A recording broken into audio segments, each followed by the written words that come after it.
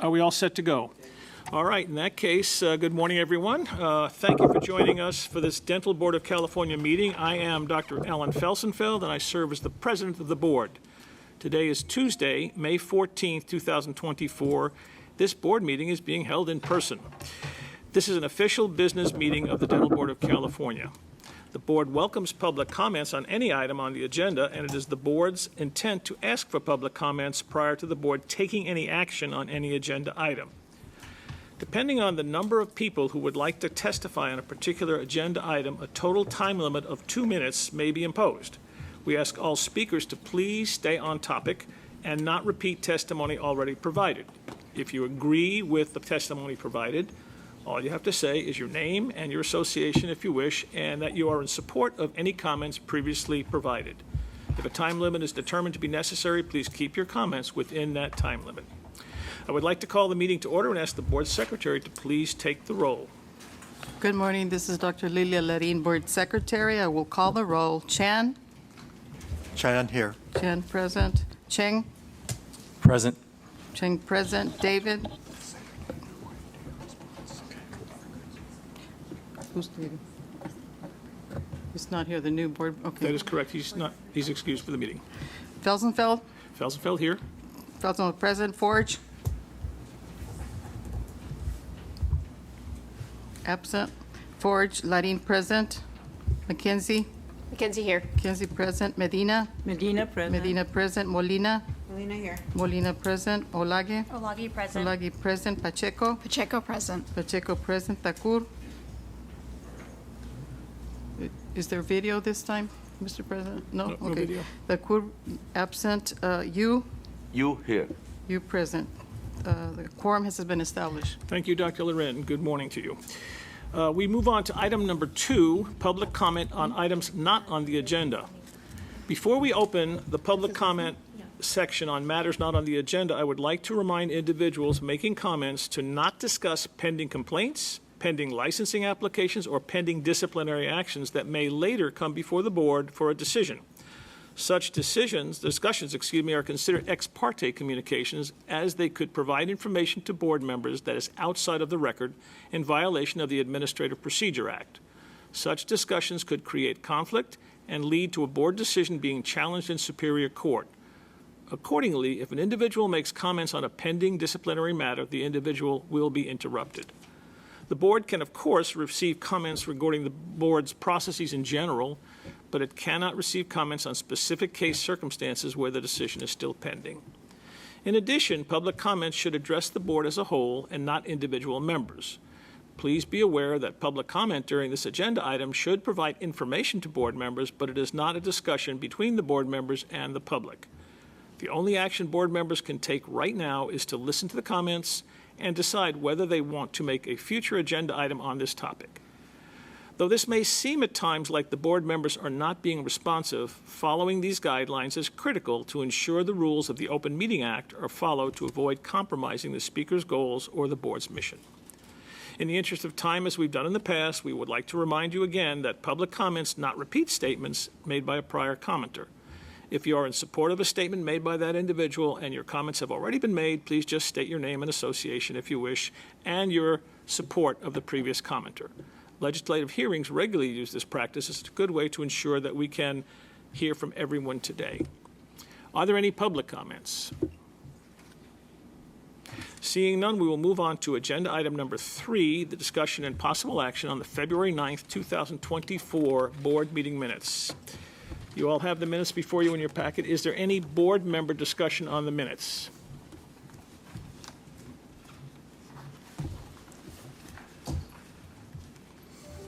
Seeing none, is there a motion and a second to approve the February 9th, 2024 minutes? Dr. Chan? You second. Dr. Chan moves it, and Dr. Yu seconds that motion. Is there any additional board member comment on this? Seeing none. Is there any public comment on the minutes? Seeing none. Thank you. Board Secretary, please call the roll and record votes for this agenda item. Motion to approve minutes for February 9th, 2024. Chan? Chan, aye. Chan, I. Cheng? Chang, aye. Cheng, I. David, absent. Felsenfeld, Aye. Felsenfeld, aye. Forge, absent. Larin, aye.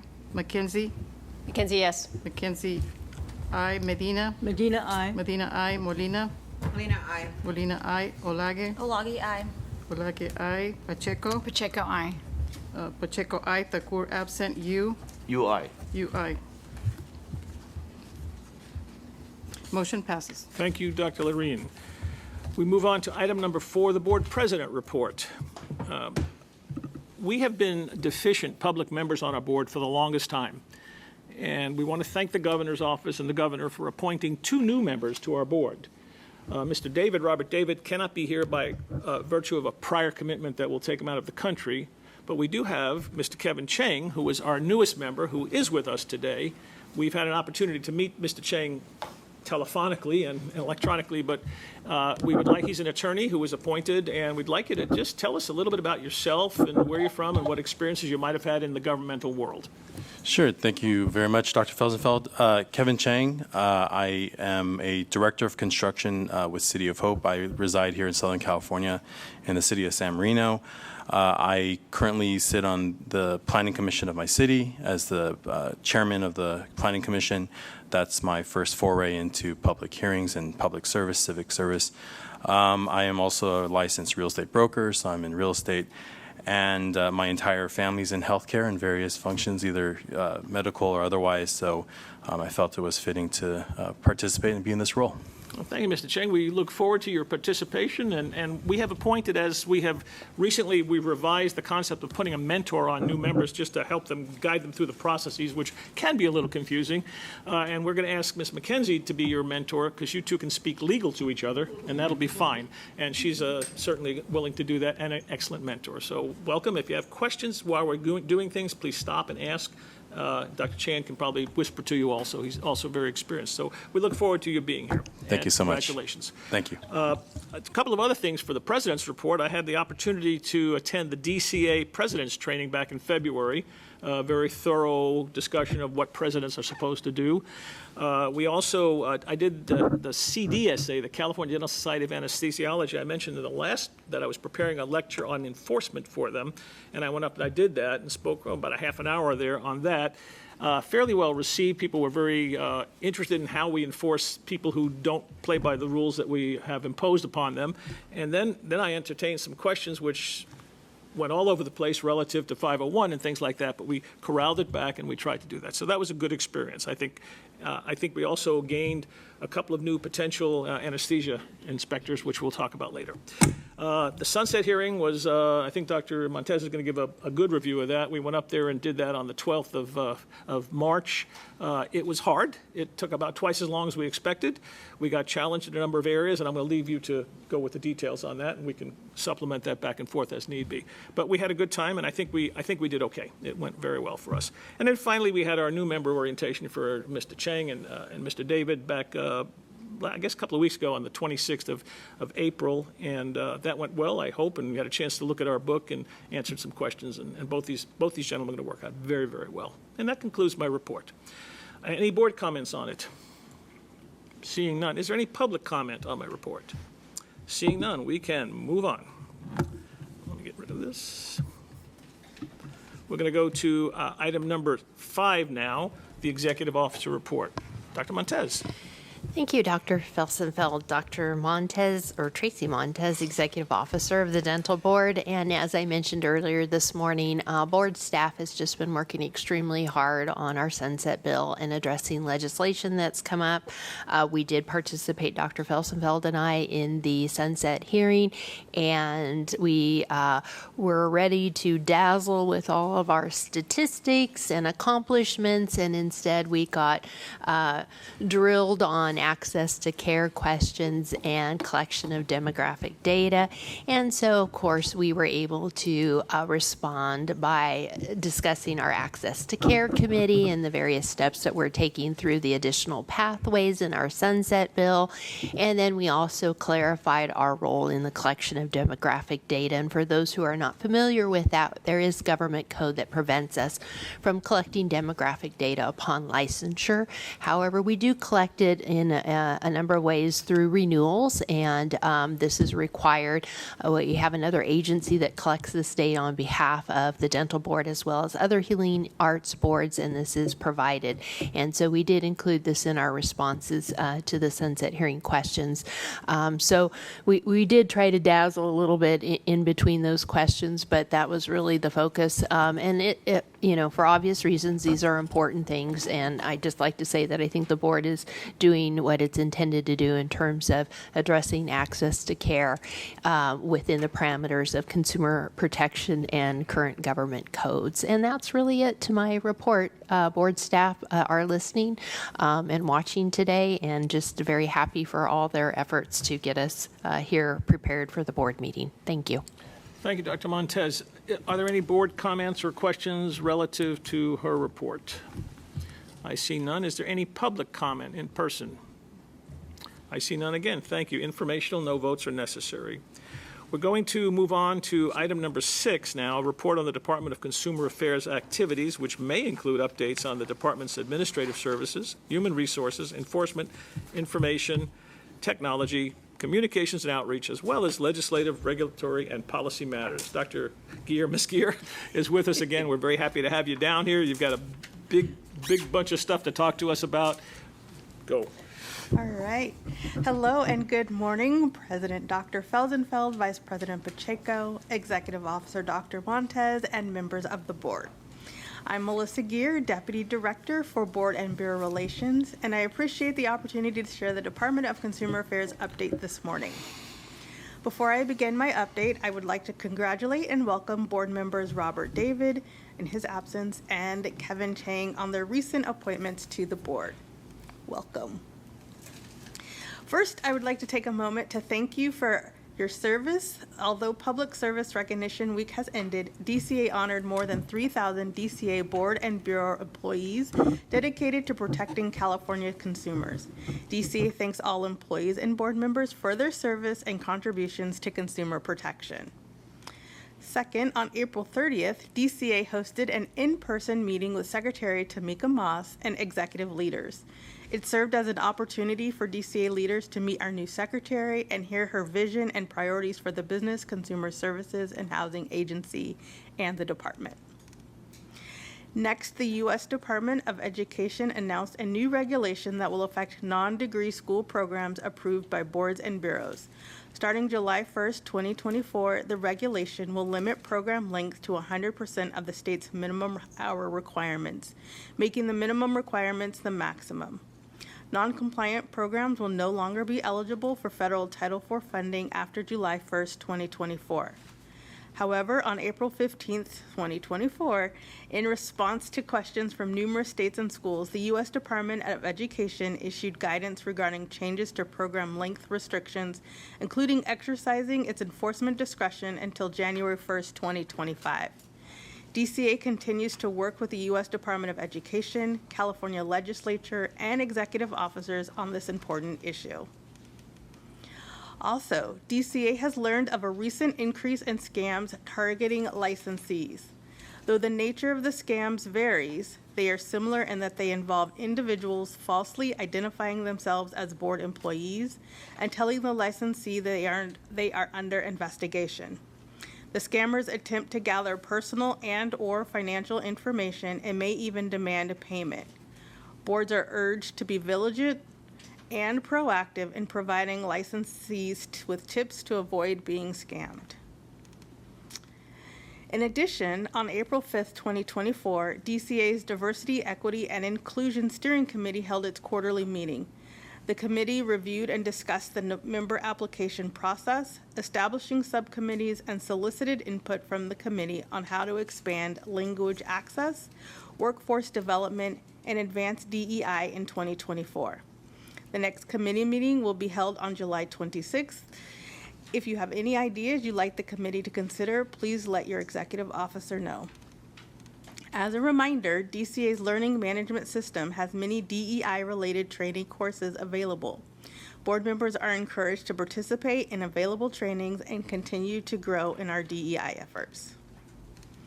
Furthermore, last month, DCA's Office of Public Affairs staff participated in 2 Facebook Live events hosted by the Consulate of Mexico's Sacramento and Fresno offices during its Financial Education Week. Staff presented Get to Know DCA in Spanish and shared a broad overview of consumer and licensing information. In addition, DCA joined an in-person resource event with the Consulate of Mexico in Sacramento. Another Get to Know DCA virtual event was held with the Consulate of Mexico on May 14th. Oh, today. The consulates have expressed interest in future events, partnerships to share even more licensing and consumer resources. Additionally, in the coming months, DCA will be developing workforce development outreach opportunities for all boards and bureaus to participate in, and I look forward to sharing this information with you soon. As we look ahead, please keep the following information in mind. As the fiscal year comes to an end, please submit your travel expense claims, or TECs, as soon as possible, and no later than Wednesday, June 7th. Claims submitted after this date will still be processed. However, the State Controller's Office will not issue payments until after July 5th. All travel expenses and advances submitted for travel on or after July 1st will be processed for payment after the budget is signed. For questions regarding travel claims, please contact Board and Bureau Relations. Also, as a reminder, board members must complete BMONT within 1 year of their appointment or reappointment. BMONT will be offered virtually on June 18th and again on October 22nd. Members can register for this training via LMS. And lastly, now that the annual Form 700 filing period has ended, DCA and BBR would like to thank all of our board members and executive officers for helping us to achieve nearly 100% compliance. And with that, I say thank you again for the opportunity to join you this morning, and I'm happy to answer any questions from the board at this time. And if you need any further information on anything that I've said, please feel free to reach out. Thank you, Ms. Gear. Any board member questions for Ms. Gear?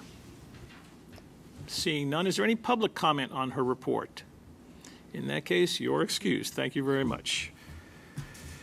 Our next item of business is a report by the Dental Hygiene Board. Dr. Dones, who is their president, is en route, and we're going to temporarily postpone that until she arrives. We'll continue on with the agenda, and when she arrives, we'll find a place to work it in between other items of the agenda. So bear with us, Mr.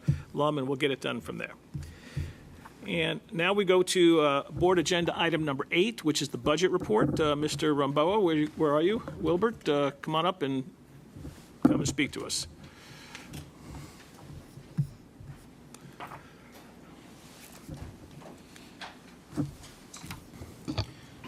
Good morning, board members. Wilbert Rambawa, Administrative Services Unit Manager for the Dental Board.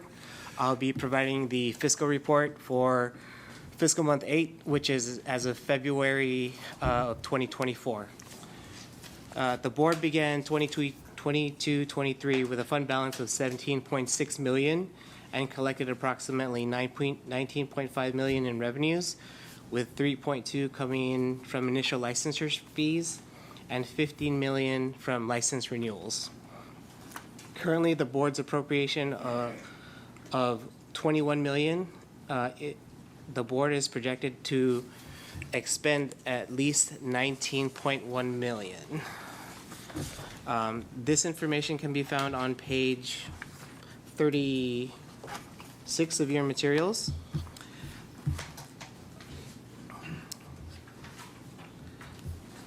Personal services are approximately $6.6 million at this time, and operating equipment expenses is approximately $6 million for a total year and encumbrance. Our projections, as I said, are $19.1 million, and the board is projected to revert roughly $1.9 million for the year. In accordance with Budget Letter 2327, the board has been following these guidelines, and looks like we have a healthy reserve for fiscal year 23-24. That concludes my report. If there's any questions, I'll be happy to answer them. There are no action items at this time. Thank you, Mr. Rambawa. Do we have any board comments or questions? Dr. Chen? I can't help but resist. So for the retention, that we have that's unexpended, can we get interest on that? Banks are giving 5%. Yes.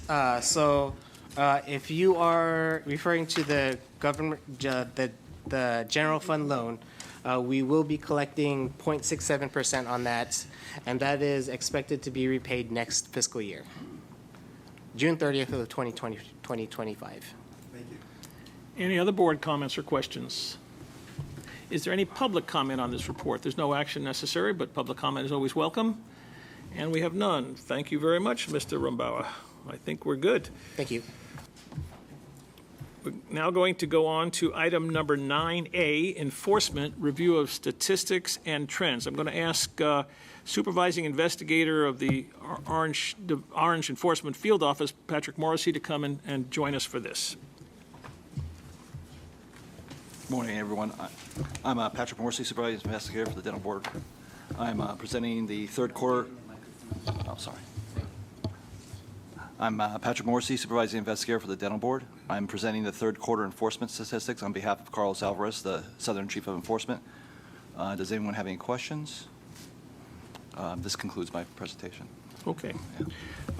Stay there. We have one more for you, but we're going to intercede with Dr. Montez, I think, going to talk about item number 10A, the diversion program report and statistics, and then we're going to come back and ask you about some of the other information you have for us.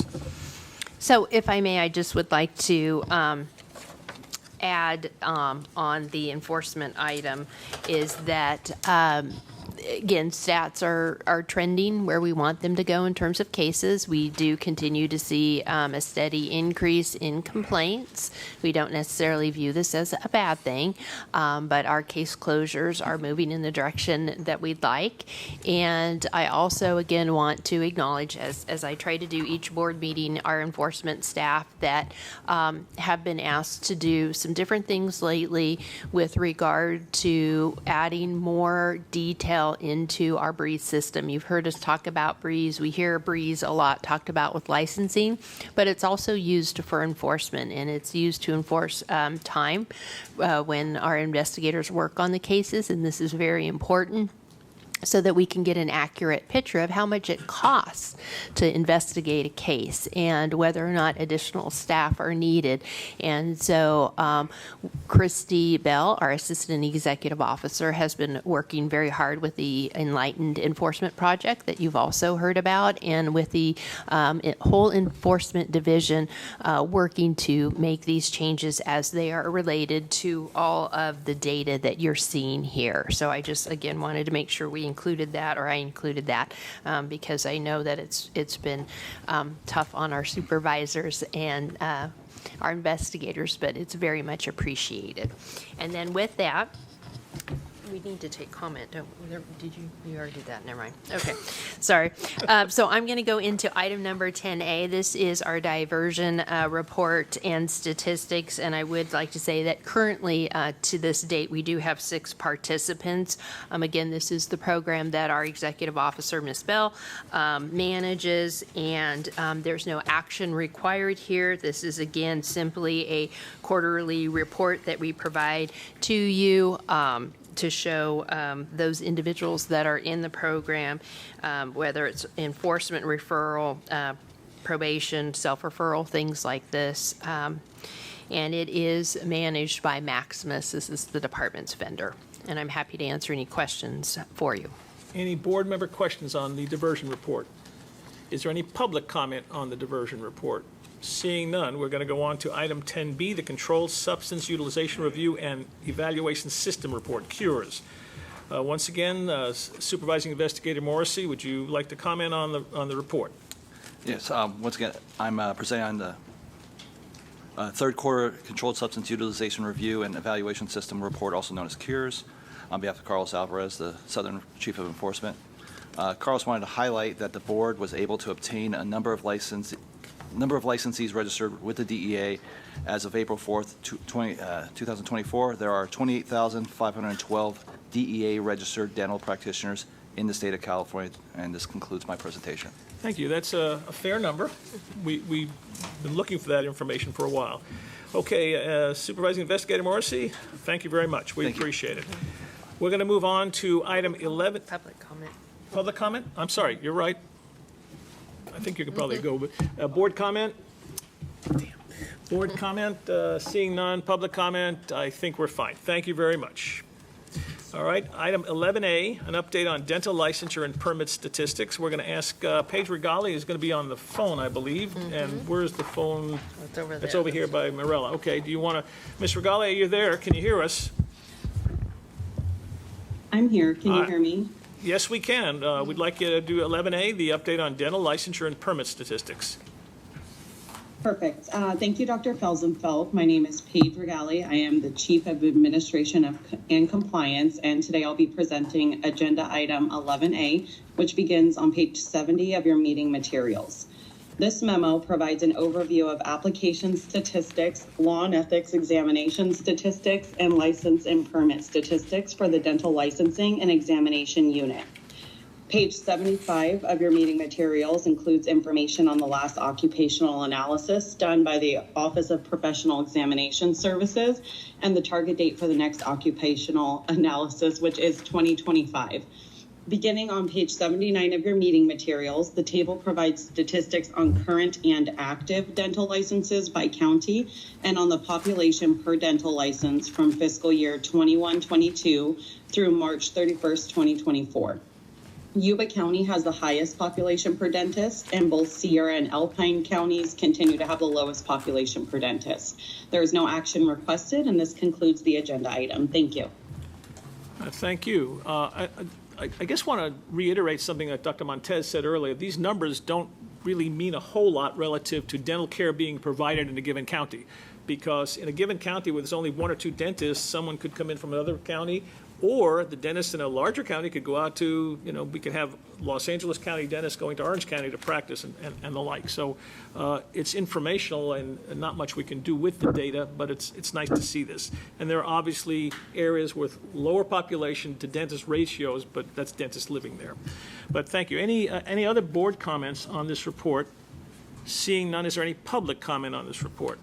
Thank you. We are now ready to move on to item 12A, I believe. Am I in the right place? I think so. 12A, general anesthesia and sedation permits, inspections and evaluation statistics. Ms. Olney, are you with us?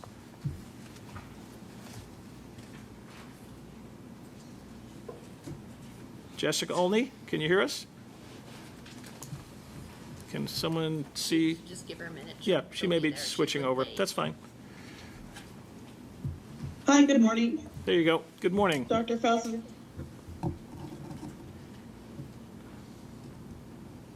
They're muted. It's my microphone. I think they're struggling over there a little bit. Let's give them a minute.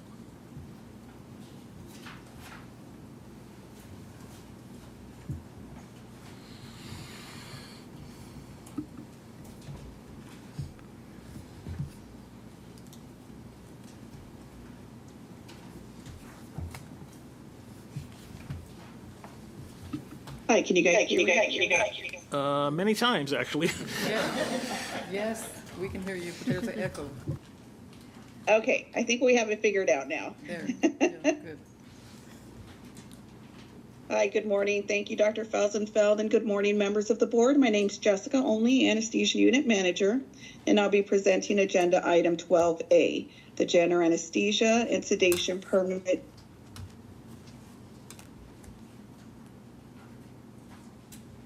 She's having issues, got connection issues.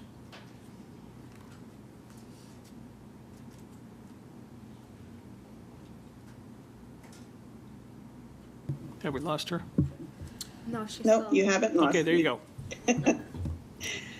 Apologies for that. I'll go ahead and start into the agenda item, which includes charts and tables which break down the results of the on-site inspections and evaluations completed in the first 3 quarters of fiscal year 23 and 24.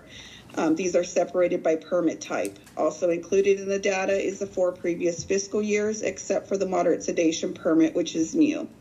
The memo ends with the current evaluator pool broken down by Northern and Southern California regions. No action is requested on this report as the data is informational, and I'm available to answer your questions. Thank you. I'm going to start with a question that I'm embarrassed to ask. because I should know this, and I don't think, on page 83 of the reports. No, maybe not that. Yeah, page 83 of the reports. In October of 2023, it sounds like there were 20 passing the inspection, nobody failing it, and yet someone failed the simulated emergency. Can you explain why that is, or what that is? Yes, the failure, which would be the second column, is an overall failure of the entire evaluation, where the failed simulated emergencies is just that portion. And they have to go back and repeat that then?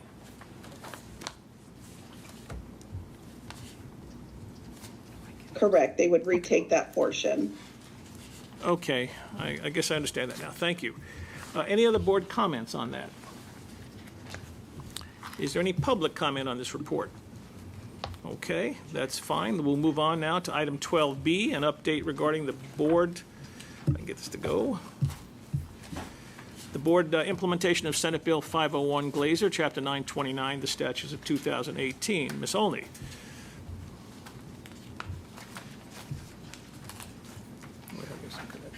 Hey, thank you again, Dr. Felsenfeld and members of the board. I'm going to provide a little bit of background because we do have some new members. Senate Bill 501, which became effective January 1 of 2009, made significant changes to the current general anesthesia, medical general anesthesia, former conscious sedation, and oral conscious sedation for minors permits. Also introduced a new moderate sedation permit, pediatric minimal sedation permit, and pediatric endorsement and monitoring requirements when administering moderate sedation, deep sedation, or general anesthesia to a minor patient. To implement these changes, board staff with subject matter experts and legal counsel developed regulatory language, which was approved by the board on November of 2021. The initial rulemaking was submitted to the Office of Administrative Law, referred to as OAL for publication, which initiated a 45-day public comment period in December of 2021. Public comment was received, as well as a request for a public hearing, which was held in February of 2022. On March of 2022, a special meeting was held where the board took action to accept staff recommendations on the comments received and approve the modified text and documents to be added to the rulemaking file, and directed staff to complete the rulemaking process. On May 2nd of 2022, the rulemaking package was submitted to OAL, but the package was withdrawn on June 14th after discussions with AOL. Staff had identified substantial changes needed to approve the package. The board held a meeting on June 28th of 2022 where action was taken to approve the modified text. The rulemaking file of the second modified text was submitted to OAL on July 21st, 2022, and the regulations were approved on August 16th of 2022. On August 23rd, an email announcement was sent to licensees and interested parties, which included links to the new website for each of the permits, and board staff received the first applications on August 26, 2022. The table, which begins on page 95 of the meeting materials, shows the number of applications received, how many deficient, and how many have been approved. Additional applications have been received, and as of May 13th, we have approved 59 general anesthesia applications. We have approved 78 general anesthesia pediatric endorsement applications. We have approved 37 medical general anesthesia applications, 61 medical general anesthesia pediatric endorsement applications, 436 moderate sedation applications, 30 moderate sedation pediatric endorsement applications, and 278 pediatric minimal sedation applications. Again, no action is requested. This is provided as informational, and I'm available to answer your questions. Thank you, Ms. Olney. It sounds like we're doing quite well in that arena. Am I correct? Yes, we're keeping staff pretty busy with the processing. It was a new process, and we're doing nicely. Any other board comments on this report? Any public member comments? Seeing none, thank you, Ms. Olney. We're going to go back now, and we're going to go into item number 12C, discussion and possible action regarding appointment of general anesthesia, medical general anesthesia, and moderate sedation permit evaluators. There are 15 of them, and for the last 2 or possibly 3 meetings, we've had large groups of them, and this is a very good thing because we need them constantly. In this group, we're going to do them one at a time, first of all with respect to our actions as a board, but mostly with respect also to the individuals who have applied. So we're going to go through them, and 15 of them, and we'll get them done. So let us start, and we're going to go with the first one is Dr. David Yunsek On, who is applying for a GA permit. All of the data on these people is in your meeting packet if you want to read their resumes and their training and the like. Do we have any motion on Dr. On? I will make the motion on, I'll make the motion on all of them to facilitate the process, that I move that Dr. David Yunsek On be appointed as an evaluator for general anesthesia permittees, as a general anesthesia permit. Now, that does not mean he cannot do moderate sedation, just for those who are new. It just means he's got that higher level, which means he can do a slightly lower level. All right? And I see Dr. Chan is seconding that. Is there any board discussion on that? Seeing none, is there any public discussion on that? Board Secretary, please take the roll and record the votes. The motion is to appoint Dr. David Yusyok as evaluator for the general anesthesia and moderate sedation on-site inspection and evaluation program. Chan? Chan, aye. Cheng? Chang, aye. David absent. Felsenfeld? Felsenfeld, aye. Forge absent. Larin, aye. McKenzie? Mackenzie, yes. McKenzie, aye. Medina? Medina, aye. Medina, aye. Molina? Abstain. Molina abstain. Olage? Olagi, aye. Olage, aye. Pacheco? Pacheco, aye. Pacheco, aye. Thakur absent. You? You, I. You, aye. Motion passes. Thank you, Board Secretary. Our second applicant is Dr. Antonio Arredondo, who is applying to be an evaluator for general anesthesia permits. Dr. Chan seconds that. Any board discussion? Seeing none. Any public discussion or comments? Seeing none. Board Secretary, please take the roll and record the votes. The motion is to appoint Dr. Antonio Arredondo as evaluator for the general anesthesia and moderate sedation on-site inspection and evaluation program. Chan? Chan, aye. Chan, aye. Cheng? Chang, aye. Cheng, aye. David absent. Felsenfeld? Felsenfeld, aye. Felsenfeld, aye. Forge absent. Larin, aye. McKenzie? Mackenzie, yes. McKenzie, aye. Medina? Medina, aye. Medina, aye. Molina? Molina, aye. Molina, aye. Olage? Olagi, aye. Olage, aye. Pacheco? Pacheco, aye. Pacheco, aye. Thakur absent. You, I. aye. Motion passes. All right. Thank you, and congratulations to that was Dr. Arredondo, right? Dr. David Hall is next. I make a motion that Dr. David Hall be approved as an evaluator for general anesthesia. Dr. Yu is going to second that. Thank you. And Dr. Yu seconds that. Is there any board discussion on that? Seeing none. Any public comment? Seeing none. Board Secretary, please take the roll. The motion is to appoint Dr. David Hall as evaluator for the general anesthesia and moderate sedation on-site inspection and evaluation program. Chan? Chan, aye. Chan, aye. Cheng? Chang, aye. Cheng, aye. David absent. Felsenfeld? Felsenfeld, aye. Felsenfeld, aye. Forge? Absent. Larin, aye. McKenzie? Mackenzie, yes. McKenzie, aye. Medina? Medina, aye. Medina, aye. Molina? Molina, aye. Molina, aye. Olage? Olagi, aye. Olage, aye. Pacheco? Pacheco, aye. Pacheco, aye. Thakur, absent. You, I. aye. Motion passes. Thank you. Next up is Dr. Brian Huang. I make a motion that Dr. Huang be appointed as an evaluator for general anesthesia and moderate sedation. Second. Okay, seconded by Dr. Larin. Any board discussion? Any public comments? Seeing none. Board Secretary, please take the roll. Motion to appoint Dr. Brian Huang as evaluator for the general anesthesia and moderate sedation on-site inspection and evaluation program. Chan? Chan, aye. Chan, aye. Cheng? Chang, aye. Cheng, aye. David, absent. Felsenfeld? Felsenfeld, aye. Felsenfeld, aye. Forge? Absent. Larin, aye. McKenzie? Mackenzie, yes. McKenzie, aye. Medina? Medina, aye. Medina, aye. Molina? Molina, aye. Molina, aye. Olage? Olagi, aye. Olage, aye. Pacheco? Pacheco, aye. Pacheco, aye. Thakur, absent. You, I. aye. Motion passes. Thank you. I next move Dr. Jesse West Manton be approved, I should say, as an evaluator for general anesthesia permits. You second. You seconds it. Thank you, Dr. Yu. Any board discussion? Any public comment? Board Secretary, please take the roll and record the votes. Motion to appoint Dr. Jesse West Manton as evaluator for the this is for the general anesthesia anesthesia. and moderate sedation on-site inspection and evaluation program. Chan? Jan, I. Chan, I. Cheng? Chang, aye. Cheng, I. David, absent. Felsenfeld? Felsenfeld, yes. Felsenfeld, I. Forge, absent. Larin, I. McKenzie?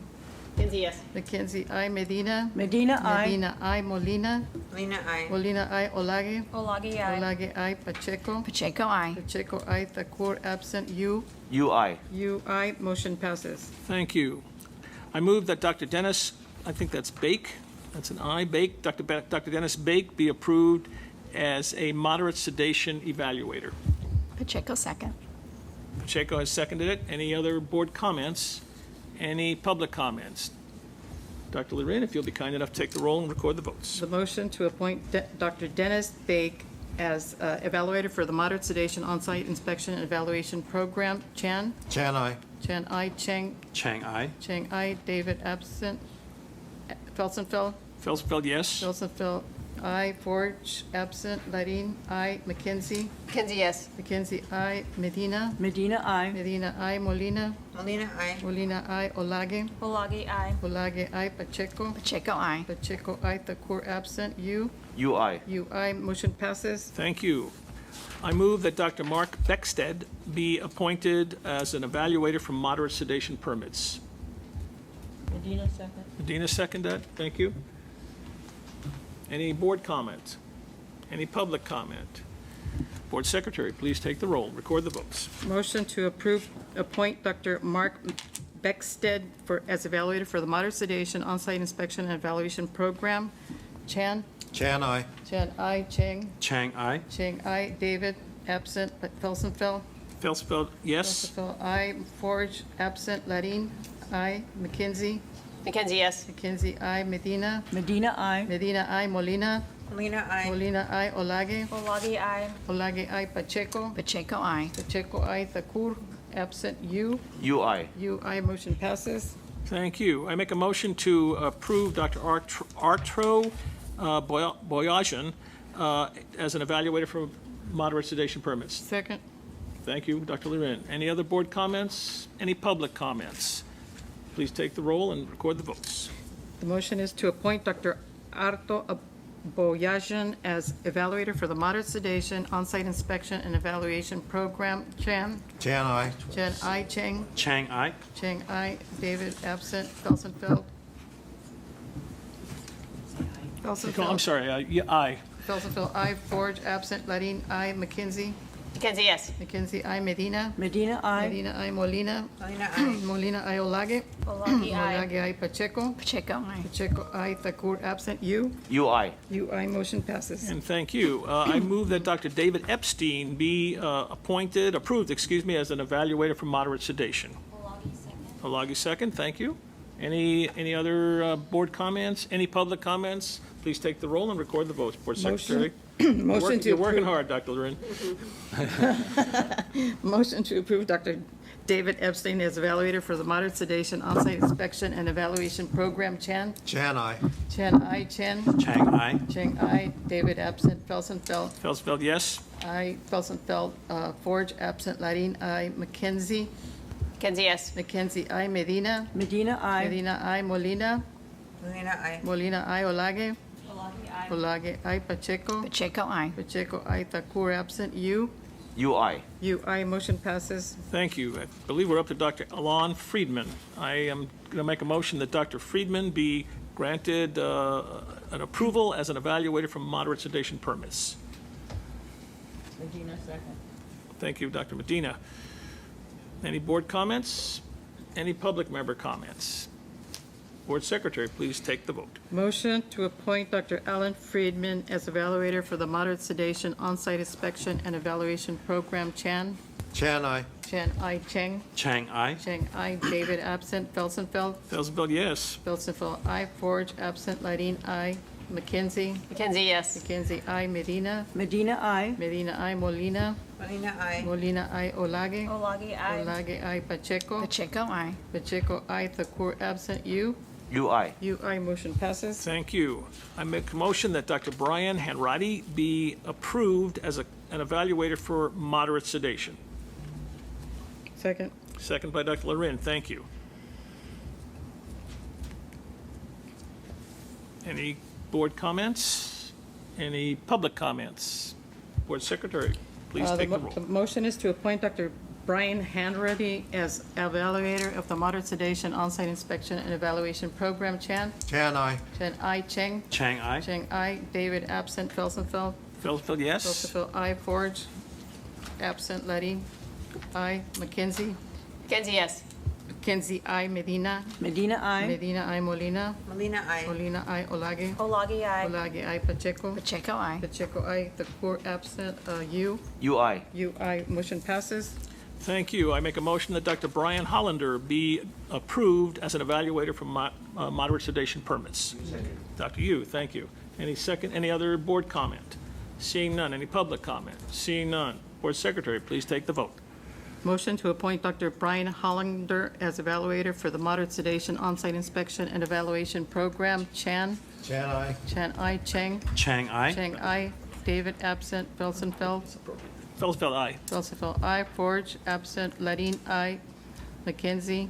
Kenzie, yes. McKenzie, I. Medina? Medina, I. Medina, I. Molina? Molina, I. Molina, I. Olage? Olagi, I. Olage, I. Pacheco? Pacheco, I. Pacheco, I. Thakur, absent. You? UI.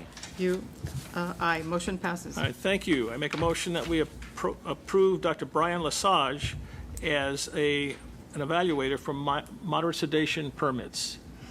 Medina, second. Thank you, Medina, Dr. Medina, Mr. Medina. Any other board comment? Any public comment? Board Secretary, have at it. Motion to appoint Dr. Brian Lesage as evaluator for the moderate sedation on-site inspection and evaluation program. Chan? Chan, aye. Chan, I. Cheng? Chang, aye. Cheng, I. David, absent. Felsenfeld? Felsenfeld, yes? Felsenfeld, I. Forge, absent. Ladine, I. McKenzie? Mackenzie, yes. McKenzie, I. Medina? Medina, I. Medina, I. Molina? Molina, I. Molina, I. Olage? Olagi, yes. Olage, I. Pacheco? Pacheco, I. Pacheco, I. Thakur, absent. You? UI. You, I. Motion passes. Thank you. Not to break the tedium of hard work that we're doing, but 3 Brians in a row? Who would have figured that? All right, so you got to laugh once in a while. All right, I make a motion that Dr. Steve Martinet be approved an evaluator for moderate sedation. Second. All right, who is that? I'm sorry, I didn't hear it. Mackenzie, second. Thank you. And any other board comment? Any comment from the public? Please, Dr. Lorin, go. Motion to appoint Dr. Steve Martinet as evaluator for the moderate sedation on-site inspection and evaluation program. Chang? Chan, aye. Chan, I. Cheng? Chang, aye. Cheng, I. David, absent. Felsenfeld? Felsenfeld, yes? Felsenfeld, I. Forge, absent. Ladine, I. McKenzie? Kenzie, yes. McKenzie, I. Medina? Medina, I. Medina, I. Molina? Molina, I. Molina, I. Olage? Olagi, I. Olage, I. Pacheco? Pacheco, I. Pacheco, I. Thakur, absent. You? UI. You, I. Motion passes. Thank you. My last one, I make a motion that Dr. Aaron Pitts be approved as an evaluator for moderate sedation permits.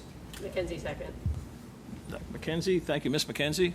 Any other board comment? Any public comment? Dr. Lorin, please Motion. take the vote. Motion to appoint Dr. Aaron Pitts as evaluator for the moderate sedation on-site inspection and evaluation program. Chan? Chan, aye. Chan, I. Cheng? Chang, aye. Cheng, I. David? Absent. Felsenfeld? Felsenfeld, yes? Felsenfeld, yes. I. Forge, absent. Ladine, I. McKenzie? Kenzie, yes. Kenzie, I. Medina? Medina, I. Medina, I. Molina? Molina, I. Molina, I. Olage? Olagi, I. Olage, I. Pacheco? Pacheco, I. Pacheco, I. Thakur, absent. And you? UI. You, I. Motion passes.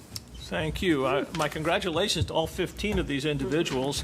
While most of the moderate sedation permit holders were conscious sedation conversions, we did get a bunch of GA individuals who are new and who will be able to do both levels. So we are constantly fighting the battle to keep the number of evaluators up, and I think we're starting to win a little bit, and that's great.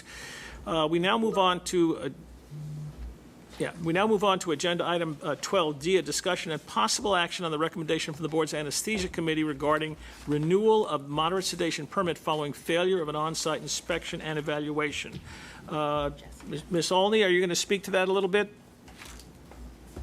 Yes, I am. Okay. Thank thank you, Dr. Felsenfeld, and again, good morning, members of the board. Jessica Olney, Anesthesia Unit Manager. And to provide some background, the moderate sedation permit holders are required to pass the on-site inspection and evaluation to maintain their permit. The permit holders are evaluated within the first year of issuance and are then required to be evaluated every 6 years thereafter. When a permit holder fails the on-site inspection and evaluation, they must be reevaluated and pass within 30 days of notice, or the permit is suspended. If the permit holder fails solely in the simulated emergencies section, they can be reevaluated in the simulated emergencies only. If the permit holder fails a second on-site inspection and evaluation, then the matter is presented to the board on whether to grant or deny the permit or request further evaluation with a board appointed representative being present. On April 24th, 2024, the Anesthesia Committee, comprised of Dr. Alan Felsenfeld and Dr. Stephen Chan, met to discuss permit holder who's identified as YY, and at the recommendation of the board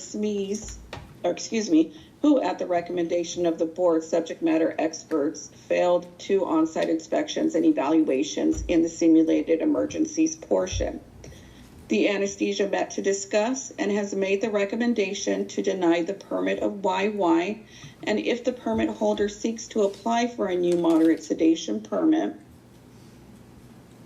the permit holder shall submit for board approval and successfully complete prior to applying for a new moderate sedation permit remedial education and 8 hours of recognizing and managing medical emergencies in the administration of moderate sedation to dental patients in an outpatient setting, and 8 hours of patient evaluation for administration of moderate sedation to dental patients in an outpatient setting, and submit to and pass another on-site inspection and evaluation. I am available to answer any questions. Staff is asking that the board agree with the committee's recommendation and has presented the three possible motions to grant. Thank you, Ms. Olney. Prior to any actual motions being made, is there any board discussion or questions? If not, I see Dr. Chan.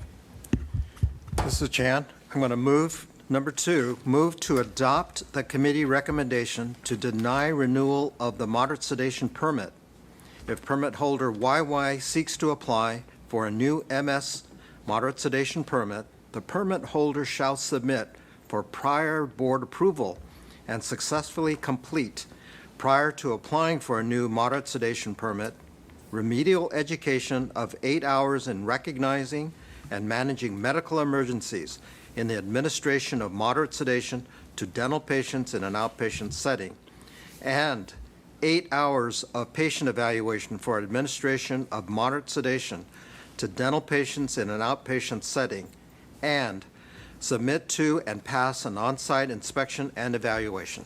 I will second that. Is there any board discussion about this motion? I had a question. Yes, Dr. Loren. I'm just curious to find, is this the first time this has happened with a It's the first time candidate? that what has happened? The failure of the evaluation. This particular individual failed 2 of them, as I recall, but is that what you're asking? Yeah, I mean, is there a precedent for this? I mean, is there a policy? What happens, or are we just deciding here what's going to happen also for this person and the future? It's in the law. The law. The law And says then That we have to decide? the parameters for making the decision are in statute, and then the anesthesia committee makes the recommendation.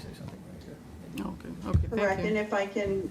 if I can also mention that this is specified in California Code of Regulations 1043.6. Are you okay, Dr. Loren? Yeah, so if this is in the law, I mean, we still have to make a decision. We absolutely have to make a decision. Absolutely. Okay. It's Are you it's not like set that you have to do this if this happens. It's not like, the law says you have to do this, we We still have to have to make go back. decisions. You're given parameters in which to make the final decision. Okay, All thank right. you. Yeah. Dr. Molina, were you, any other board discussion? The motion has been made, been seconded. Any public comment on this? Seeing none, we're ready to vote. Dr. Loren, would you be kind enough to take the vote for this? The motion is to move to adopt the committee recommendation to deny renewal of the MS permit to permit holder YY if permit holder YY seeks to apply for a new MS permit. The permit holder shall submit the prior board approval and successfully complete prior to applying for a new MS permit remedial education for 8 hours in recognizing and managing medical emergencies in the administration of moderate sedation to dental patients in an outpatient setting, and 8 hours of patient evaluation for administration of moderate sedation to dental patients in an outpatient setting, and submit to and pass an on-site inspection and evaluation. It was Chan? Chan, aye. Chan, I. Cheng? Chang, aye. Cheng, I. David, absent. Felsenfeld? Felsenfeld, aye. Felsenfeld, I. Forge, absent. Larin, I. McKenzie? McKenzie, yes. McKenzie, I. Medina? Medina, aye. Medina, I. Molina? Molina, aye. Molina, I. Olage? Olagi, aye. Olage, I. Pacheco? Pacheco, aye. Pacheco, I. Thakur, absent. You? UI. You, I. Motion passes. All right, thank you very much, Dr. Lerin. We are going to make another little change in the way we're doing things for various reasons. We're going to go to board item 15 now, agenda item 15. 15A, the status of an update on pending regulations. Mr. Bergman is sitting down, and we're going to ask him to present this and a few others. Good morning, sir. Good morning, President Felsenfeld. Good morning, board members. I'm David Bruggeman, the Regulatory and Legislative Specialist for the board. Agenda item 15A is to update the board on the process of regulatory packages since the last board meeting, and the items that I'm covering here do not require any board action. There are separate agenda items in the regulatory docket that we'll consider shortly. I'd like to start with two packages that have been approved since the last board meeting. The first is the rulemaking package updating our regulations concerning lost, destroyed, and mutilated licenses as well as inactive licenses. This rulemaking amends section 1012 and it updates the form that is used for an applicant that places their license on either active or inactive status. The form is set up to handle the switch from active to inactive as well as the switch from inactive to active. Additionally, there's been updates to section 1017.2, and this is the process for licensees seeking a replacement license in the event that their license or wall certificate was lost or mutilated or otherwise needed a replacement. And so the corresponding forms there have been updated as well. There's the fee section has been also updated to address these changes as well. So this package was approved by the Secretary of State's office February 27th. The regulations went into effect on April 1st. Unlike statutes, regulations go into effect on a quarterly basis depending on when they are formally approved by the Secretary of State. The other package that has been approved since our last board meeting concerns the implementation of AB 107, which covers temporary licenses for qualified military spouses or partners. And the specific legislation basically requires boards to issue temporary licenses for those qualified spouses or partners. Typically, these would be individuals that have a comparable license in another state. They're coming over to California because their spouse has been deployed, has orders in the state of California. And those temporary licenses would last no longer than 12 months. The idea here is to essentially make a smooth transition so there's a minimal or no lapse in their ability to provide their services.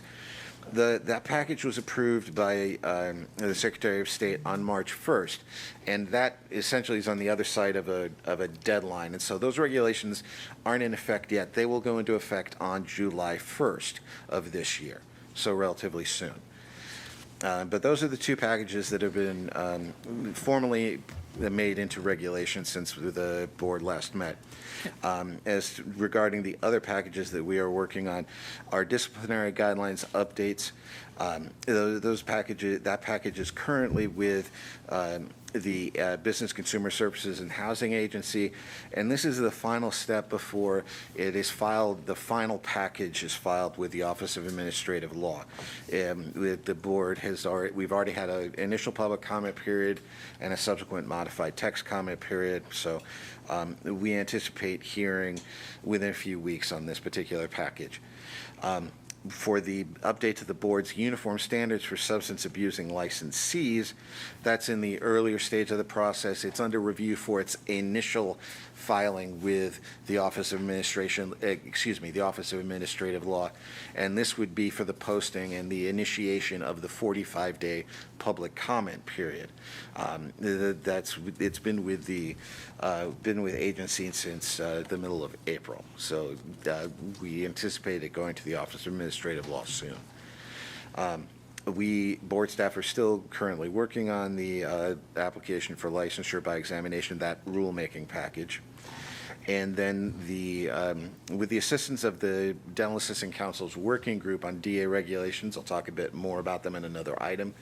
The dental assisting exams package that's been approved by the board, and it is currently with the Department of Consumer Affairs for its review prior to additional review and filing with the Office of Administrative Law.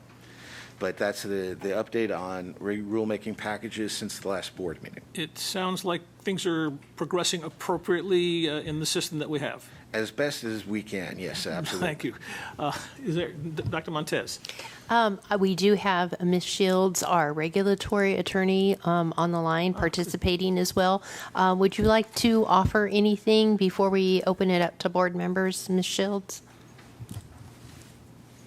I just want to state that the process requires by law the director of the Department of Consumer Affairs to approve all filings before they are submitted to the Office of Administrative Law. So the packages first are submitted to the director of the Department of Consumer Affairs, and then the Business Consumer Services and Housing Agency, who has authority under Department of Finance regulations to review the economic and fiscal impact estimates of each regulation. So that's typically where things tend to take the longest time.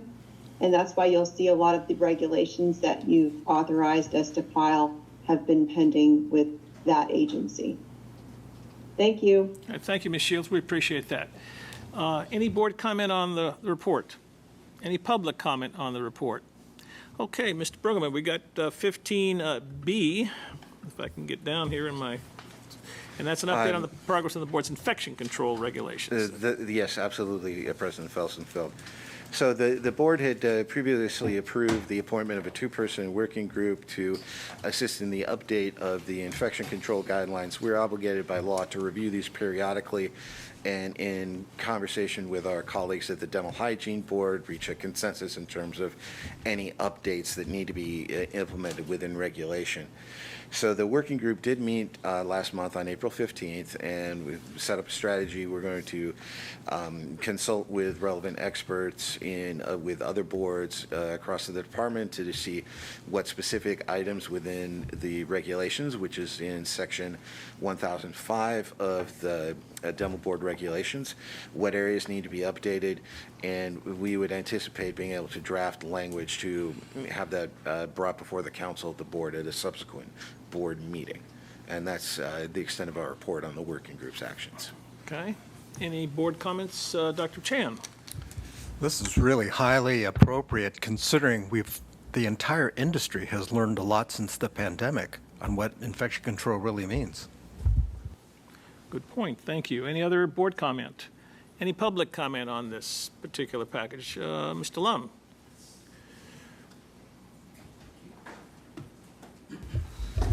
Thank you, President Felsenfeld, board members. I'm Anthony Lum, the Executive Officer of the Dental Hygiene Board. And as the law states, you all work with us in consensus of these infection control regulations. And I know this is an update for you, but I just have a request in that in looking at the entire scope of the infection control aspect, would it be open for you to consider having one of my board members partake in your task force? At least that way, when you draft the language, it doesn't have to go back and forth like a ping pong ball. If we're included in the task force ahead of time, it just seems to be more efficient to work that way with us included, and then that way both boards can look at it and be on the same page with all of the language at the same time. So that is my request, and thank you for your consideration. Hi, Mr. Lum. Were you looking at beyond our subject matter expert kind of interaction that we had talked about, or is this more of a just bringing it to the attention of the board? No, actually, at your last board meeting, I did offer up the subject matter expert, and I forgot to mention on that on my notes here. I did contact her, and unfortunately, for personal reasons, she is totally unavailable at this current time. She will try and have some input, but unfortunately, her circumstances don't allow her to do that. So this is the reason why I would like to propose this request. We just got appointed a new RDHAP member who works a lot more autonomously out in the field and might have a different perspective with the infection control aspect. Thank you. Speak to that. Okay. All right, thank you, Mr. Lum. We heard you. Yes. Oh, hello. Who's up there? This is Ms. Shields, regular. Ms. Shields, of course. Go ahead. Sorry. So the reason that we have two-person working groups is to avoid having to notice a meeting. When there are advisory committees, 3 persons or more require a noticed agenda and a public meeting. And so the idea for working groups is that it's a draft that is presented to the committees and boards' attention and action at a later date, but it gives us the flexibility of having meetings as needed to develop the drafts. So I would recommend against appointing a 3rd person to this working group at this time. As Ms. Montez indicated, we certainly will be passing along and including representatives from the hygiene board in this process. But as far as adding an additional person to the working group, I don't think in order to have the most efficient process, we would recommend against doing that at this time. Ms. Lum?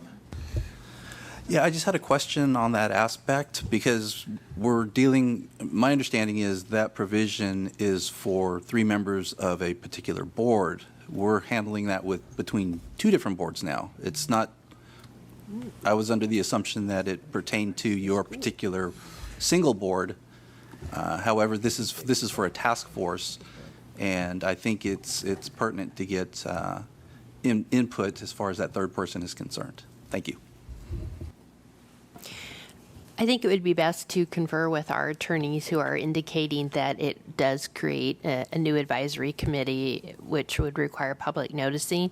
But if the board is open to it, I can continue to have these conversations with our attorneys and Mr. Lum, and then defer to the executive committee if we do make some kind of formal decision. But in all likelihood, I anticipate we'll stay at a 2-member, but utilize this individual as an expert and involved. Yeah. Okay. Thank you, Mr. Lum. Any other comment on this report from the public?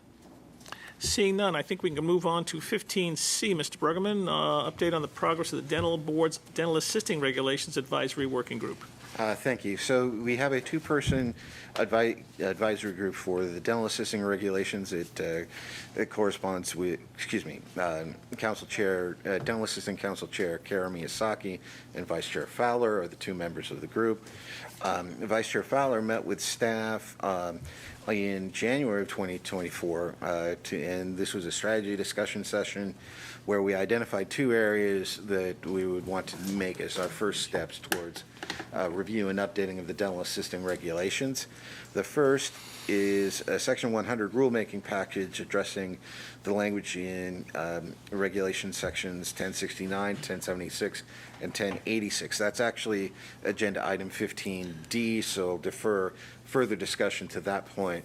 But the other package that the working group is considering at this time is one to update the board's regulations in Article 3 of the dental assisting regulations, and that concerns the application for licensure.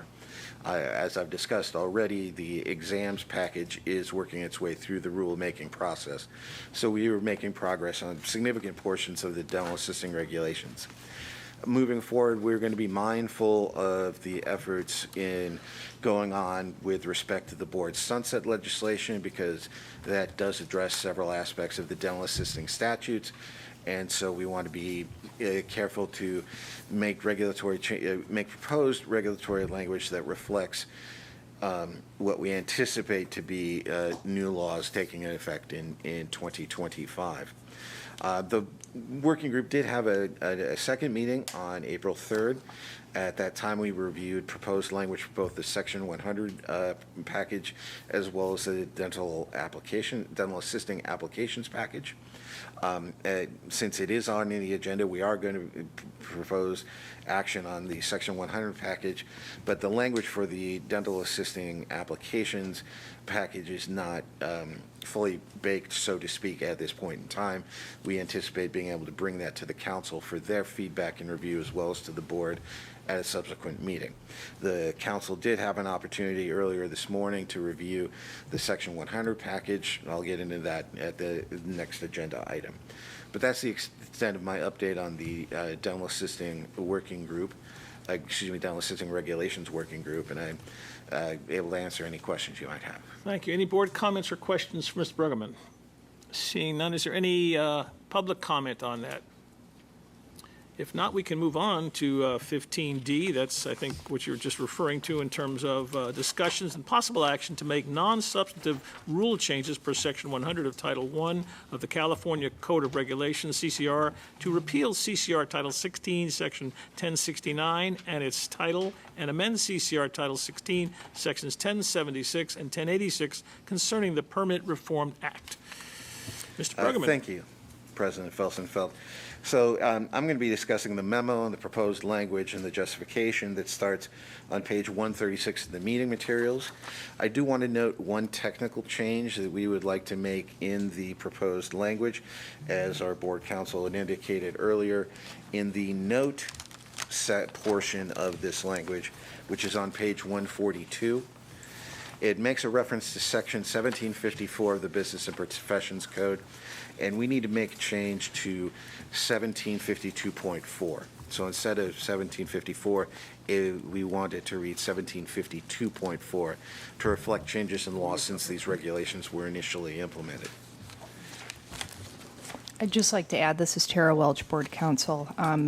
That technical change was included in the Dental Assisting Council recommendation to the board. Thank you. So the purpose of this regulatory package is it falls under what's called the Section 100 rulemaking, which means that the proposed changes have no regulatory effect. And the reason that these proposed changes have no regulatory effect is that the language that we're changing regarding the Permit Reform Act is no longer in effect because the Permit Reform Act itself has been repealed. The law was initially enacted in 1981 to set requirements for minimum and maximum processing times for permits and licenses.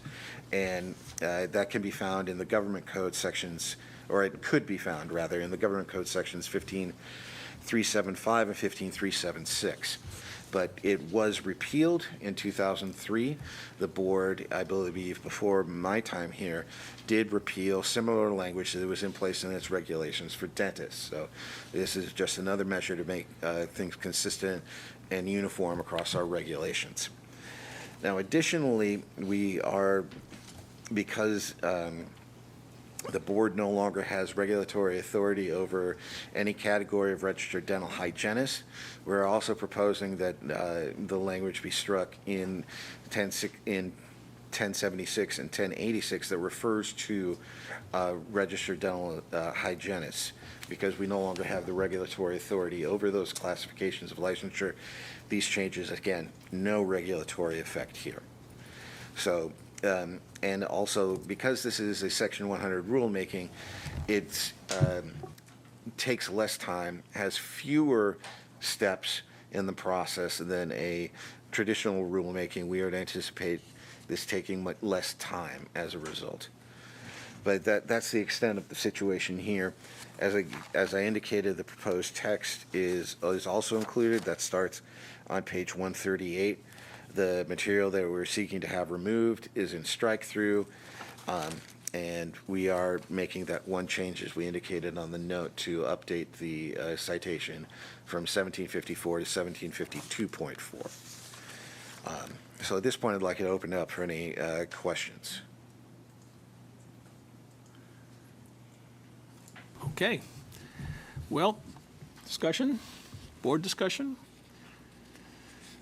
We made some changes. Now, let me see if I can be clear on this, because there's a lot going on, a lot of moving parts here. We had some recommended changes that are coming from the Dental Assisting Council. Specifically the note, that is In here, the only that change. will have yes. impact on this. No, I believe you're referring to the discussion with respect to the Sunset Bill, which is on a separate agenda item. Totally separate. Yes. So those There- comments we can then consider at the Sunset Bill. This is, Right. the way it's written here is what we're really looking at right now. We're specifically looking at repealing section 1069 and making changes to sections 1076 and 1086 that have references to section 1069 or make references to regulatory authority concerning registered dental hygienists, which we no longer have that authority. So these changes are limited. The Dental Assisting Council did recommend approval of the package with the single change regarding the note, and changing the reference to section 1754 to section 1752.4. So that would have to be an amendment to what we're looking at in terms of the With appendix. respect to the motion language. Yes, okay. All right, so we have before us what's in Appendix 1 behind this, or the appendix just below this. Yes. And then I think Dr. Montez is going to speak to how we may want to amend this, or Ms. Welsh, go ahead. Well, depending upon if a board member wants to make a motion, we have changes to motion B that I believe your regulatory counsel probably would read for you, so that it's specific and correct to move the rulemaking package through to OAH. So motion B, there's specific language that Christy can provide, but it's up to the board members to make a motion. Ms. Shields? So, this is Christy Shields, Regulations Counsel. So if the board supports the concepts that are in the text that have been provided in attachment 1 and agrees with the Dental Assisting Council to make that one edit to this code section, I would suggest the motion be to approve the proposed regulatory text as set forth in attachment 1 and is amended with the following changes recommended by the Dental Assisting Council. On the last page of the text, in the note section for section 1086, strike the reference to Business and Professions Code section 1754 and replace it with Business and Professions Code section 1752.4, and authorize the executive officer to take all steps necessary to pursue the rulemaking through the Title I CCR Section 100 rulemaking process, make any non-substantive changes to the text or the rulemaking package as needed throughout the process, and to repeal CCR Title 16 Section 1069 and amend Sections 1076 and 1086 as described in the proposed text as amended at this meeting. Did we get that all down? That's a lot. I mean, all right, so that would be the amendment to bring us up to speed as to where we need to be. All right, that's Right. And we can certainly accept what council is giving to us. Is that reasonable? We have to make that amendment, but before we make the amendment, well, we can amend the motion. We haven't really got the motion. So what we would like to do is, if someone would like to move option 2 or option B, I think is what Ms. Shields was suggesting. Am I correct, ma'am? Yeah. Right, but Okay. I filled in And you filled in the blanks. proposed amendment. Okay. So And- you only have one motion. All right. That, This will move the whole package. We don't need another motion. This is the whole yeah, including that. So that's motion B. We'll take everything, including the amendments that were brought forthcoming at this point. Yes. I can move that just for the sake of discussion. Certainly, I'm not going to read that again, but we do have it down. Any second on that? No one wants to second that. Dr. Chan? Wait a minute, Dr. Pacheco. Ms. Pacheco did that. All right, Pacheco seconded. Is there further board discussion on this? All right, any public comment on this? So what we're voting on, just to be clear, is option B with the language that was offered to us by Ms. Shields that we will have down for us. Is there any further discussion on that? Public comment on that? Why don't we vote on it like that? You don't have to read it all back, Dr. Loren, because it's still pending, but we accept what has been said, I believe. All right? Okay. The motion is to approve motion B that was already stated earlier.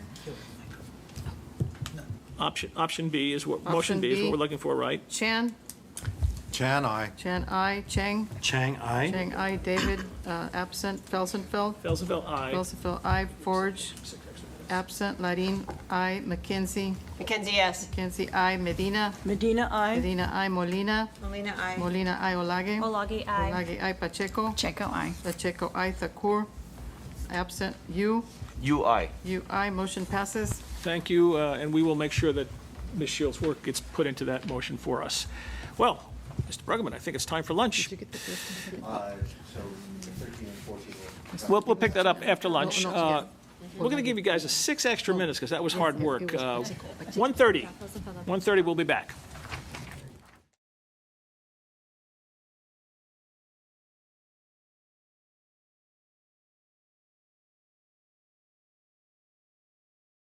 Afternoon, everyone. Welcome back. I hope you all had a very relaxing lunch and no one went to Disneyland yet, so maybe later. Or downtown Disney, I guess, is the place to go. Welcome back. We're going to pick up the meeting. We recessed for lunch, and we're going to go back to item number 7, which will be the report of the Dental Hygiene Board of California, their activities. And Dr. Dones is here, as well as Mr. Lum. So we're going to ask them to give their report. And welcome to you.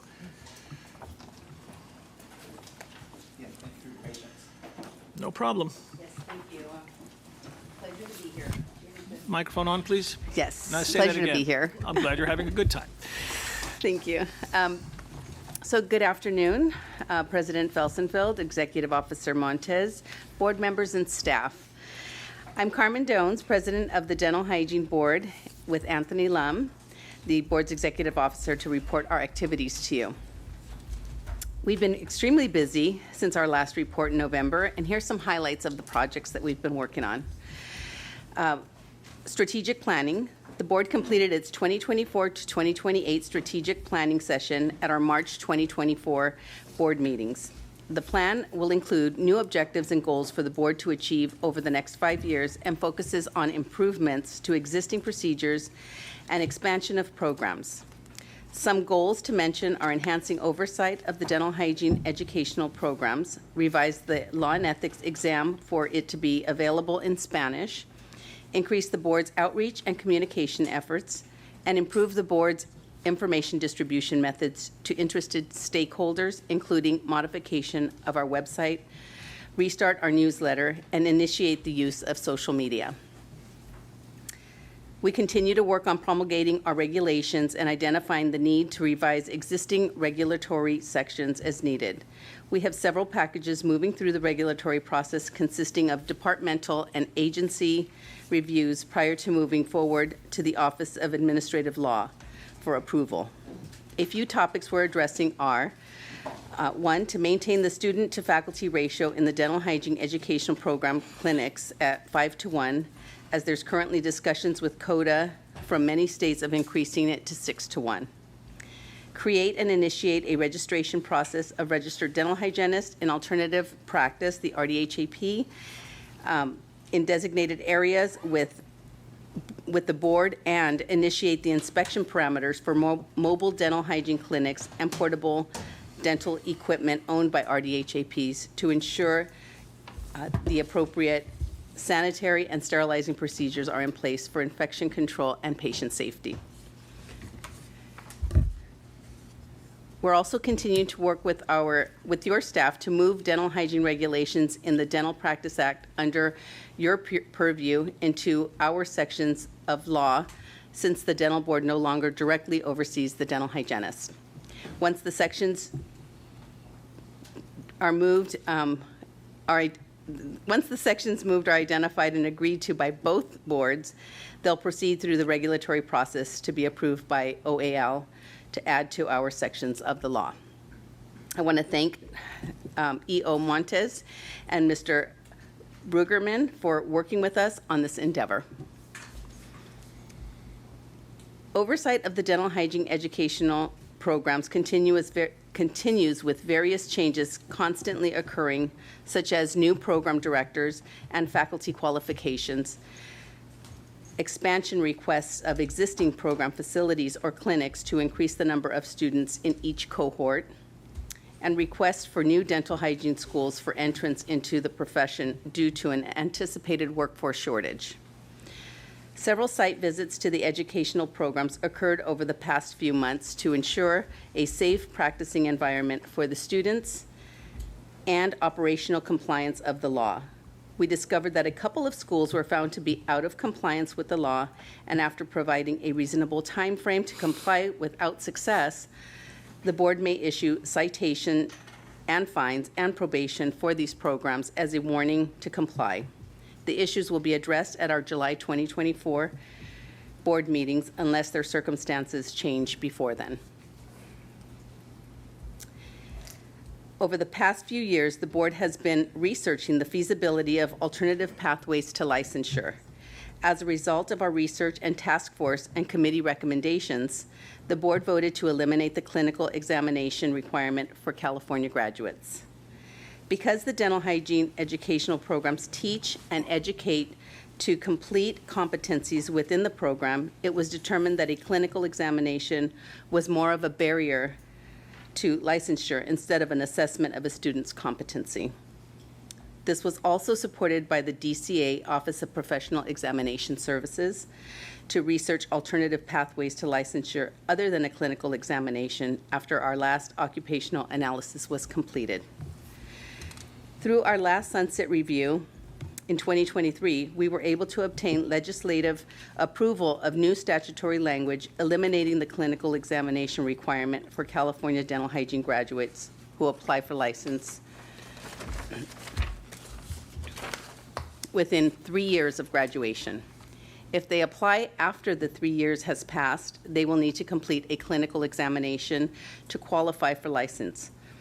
This provision went into effect January 1st, 2024. For out-of-state applicants, there was no change, and they are required to pass a board-approved clinical examination to qualify for licensure. With regards to our personnel update, currently we have 2 public member vacancies, which are both from the legislature, and anticipate new appointees soon. In total, we have 7 of 9 member positions filled. With regards to staff, we continue to fill vacant positions as quickly as possible to address the board's work and are almost finished with the process. We currently have 2 vacancies in our programs and just completed interviews for 1 of them. So we hope to have it filled within a month. The second position is being adjusted to address specific programs' needs prior to filling. That concludes my report, and I want to thank you for the opportunity to share our activities with you. No problem. Thank you. Mr. Lum, did you want to add anything or have anything you want to talk to us about? Just real quick, I do want to thank Executive Officer Montes for helping us with the elimination aspect of our clinical exam in her prior life at OPES. That was wonderful. Thank you. We put a lot of effort into that, and we appreciate all the assistance that you and OPS provided. All right. Okay, very good. Are there any board member questions? Dr. Lerin? Hi, thanks for being here. I had a question about the Spanish language exam. That's very interesting. How did you accomplish that? Is that already implemented? Or are you going to do that? Anthony Lum, Executive Officer. No, we're planning to implement it. Currently, right now, it's only available in English, and we found over time that multiple programs have other languages available, and so we wanted to look into converting the current law and ethics exam to Spanish as well. About how long do you think that'll take to accomplish?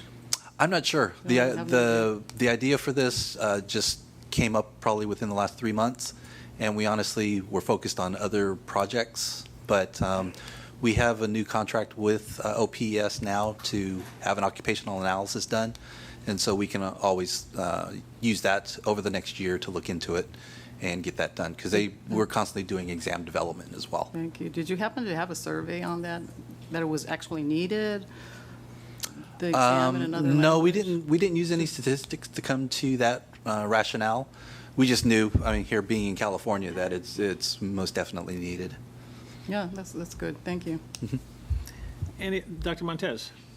So, Tracy Montez, Mr. Lum, I'd like to just confirm that it's not an exam. It's actually all of the items that will be used to develop new forms of your exam that you will be providing in Spanish, correct? At this point, I haven't delved into that research as Okay. much. You would know more than I do on the process at this Yeah, point I in just want time. to confirm for our board members, it's not one exam, but it will be, all future exams will be adapted, not translated, but adapted into the best Spanish version. And Correct. it will cost quite a bit of money, but that's okay, because I know you're working with OPS, so that's good. So just, Yes, the door just started opening on this, so, within reason, if, finding out how much the cost is and ultimately having the board's approval on this are the next steps. Can I ask another question, please? You may, and Dr. Molina's right So if behind we you. clarify, you're saying you don't have an exam that's going to be translated. It's more like the informational packages, the brochures or bulletins or whatever you have? Is that what you're saying? so it's the exam that is developed. So right now, there is an exam that's offered, law and ethics. So when they decide to move to a Spanish exam, it will be that particular form of the exam. But again, we don't have one exam. We're constantly creating new forms and infusing new items. So that's what will happen. So they don't have an exam now that's translated, but will in the future. Okay, thank you. Dr. Molina? Yes. So I'm glad that you're moving in that direction. And I just wanted to share that Governor Davis appointed me to the COMDA board. And back then, we were working with hygiene being part of the dental board. So I'm glad to see how much progress you have made so far. Thank you. Any other board comments on the report? Thank you. Any public comment on this issue? All right, well, thank you, Dr. Doles. Would you turn off your microphone as you go, please? Thank you. And Mr. Lum, we thank you very much for joining us. We are going to move back now into order. If I recall, we're up to number 13, agenda item number 13, which I think relates to the Dental Assisting Council, but let me see if I can find it here. Yeah, am I right about that? I've memorized this, right? Yeah, I don't think so. But, all right, here we go. And I'm on page somewhere. Where am I? 15. Oh, we got to go 13 and 14. Yeah, what's the page? No, well, I don't have that. I have my never mind. I'll find it. I'll find it. Hang on. Here it is right here. All right, we are on agenda item 13, discussion and possible action regarding appointment of Dental Assisting Council members. Mr. Bruggeman, there you go, sir. How are you? You snuck up there. It's a bad habit. I'll do my best. No, to you're avoid doing it. great. Yes, Mr. President Felsenfeld, David Bruggeman, Legislative and Regulatory Specialist for the Board. This action item concerns three positions within the Dental Assisting Council. The Dental Assisting Council is set up through Business and Professions Code, Section 1742. The membership consists of the registered dental assistant member of the board, one other member of the board, and 5 registered dental assistants. And those 5 registered dental assistants, the intent there is to represent as broad a range of dental assisting experience and education as possible. So we have 2 vacancies that we need to address, and one member of the council is up for reappointment.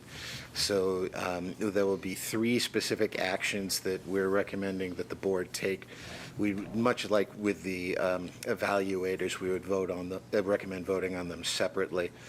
So Councilmember Bliss had resigned effective in November of 2023. Councilmember Rita Espinoza notified us of her resignation in January of this year. As board members, Vice President Pacheco and Member Olage were involved in reviewing the application material that we received in response to requests for submissions, and we have two individuals that we have been identified to fill these vacancies. One is Jessica Gerlach, and apologies for mispronunciation of names. She would be filling the position as an RDA. We have also Carrie Smith, who will be filling the position as an RDAEF. We have brief bios for each of these individuals are included in the memo here. And additionally, Councilmember Epps Robbins, her term, she was appointed to fill out an unexpired term, and so her term is up for renewal, and we'd be asking the board to move to reappoint her for a full term. Okay.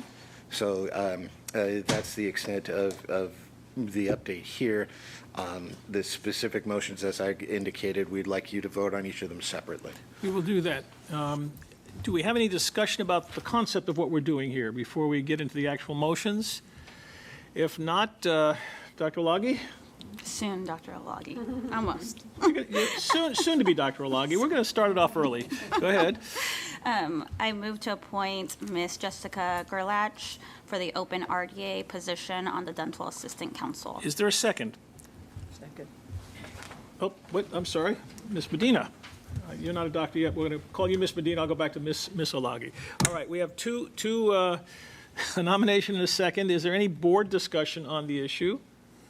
Is there any public comment on this? If not, Board Secretary, if you'll be kind enough to take the vote.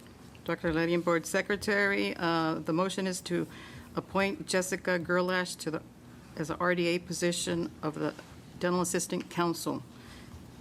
Chan? Chan, aye. Chan, aye. Cheng? Chang, aye. Cheng, aye. David, absent. Felsenfeld? Felsenfeld, yes. Yes. Felsenfeld, aye. Forge, absent. Ladin, aye. McKenzie?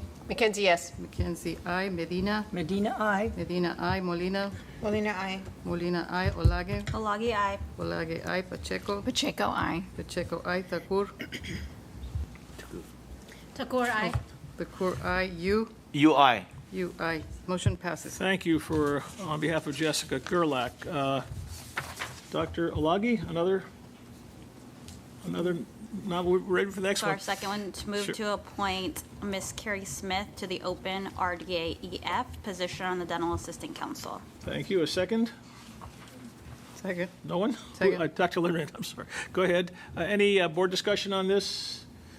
Any public comment on this? If not, take the vote again, please. Board Secretary. Motion to appoint Carrie Smith as the RDAEF position on the Dental Assistant Council. Chan? Chan, aye. Chan, aye. Cheng? Chang, aye. Cheng, aye. David, absent. Felsenfeld? Felsenfeld, aye. Felsenfeld, Forge, absent. Ladin, aye. McKenzie? McKenzie, yes. McKenzie, aye. Medina? Medina, aye. Medina, aye. Molina? Molina, aye. Molina, aye. Olage? Olage, aye. Olage, aye. Pacheco? Pacheco, aye. Pacheco, aye. Thakur? Thakur, aye. Thakur, aye. You? UI. You, aye. Motion passes. And the reappointment of Ms. Epps Robbins. So move to reappoint Ms. Epps Robbins to the Dental Assistant Council. Okay, is there any board discussion on the motion? Is there any public? Seconded, sorry. Second by Dr. Yu, thank you. Is there any public comment on that after no board discussion? Okay, let's, Dr. Loren, if you'll be kind enough to do the vote again. A motion to appoint Ms. Epps Robbins, reappoint to the RDA position in the Dental Assistant Council. Chang? Chan, aye. Chan, aye. Cheng? Chang, aye. Cheng, aye. David, absent. Felsenfeld? Felsenfeld, yes. Felsenfeld, aye. Forge? Absent. Ladin, aye. McKenzie? McKenzie, yes. McKenzie, aye. Medina? Medina, aye. Medina, aye. Molina? Molina, aye. Molina, aye. Olage? Olage, aye. Olage, aye. Pacheco? Pacheco, aye. Pacheco, aye. Takur? Takur, aye. And Takur, aye. You? UI. You, aye. Motion passes. Okay, thank you, and our congratulations to Ms. Gerlach, Ms. Smith, and a reappointment for Ms. Epps Robbins. We look forward to them joining our council. Dr. Montez. Yes, Tracy Montez. I would just like to thank Ms. Alagi and Ms. Pacheco and Ms. Duran, board staff, for all your hard work. This was a huge undertaking because it involves posting the application, accepting them, screening them, reviewing them, conducting interviews, making decisions, and so it's a long process, and I appreciate all three of your time and dedication. Absolutely. Can I add one more comment to that? I would also like to thank the 32 applicants in total that did show an interest for the RDA position, and then the 13 applicants for the RDAF. The cover letters were heartening to read through, and their commitment to dentistry, their commitment to the consumer.